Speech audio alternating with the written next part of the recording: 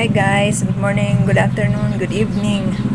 Ganito ang routine ko tuwing umaga guys. Sa umaga ilalabas ang nasa loob ng cabinet. Paggabi naman papasok yung nasa labas ng cabinet para dili makain ng mga R80. Ang lalaki ng R80 dito guys, grabe. Kaya kakapagod din. Kaso wala tayong magawa. Ang daming R80. Hindi ko na alam kung anong gagawin ko dito. Kaya yung salamin ko guys nabasag dahil yung mga royal ginatong ko sa ibabaw, sa taas.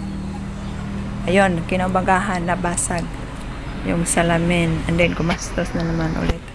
Buti na lang mura lang yung salamin.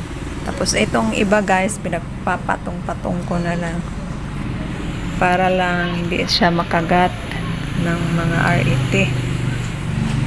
Guys, for watching. Si Nanay Vivian po ito ang inyong tendera. Bye!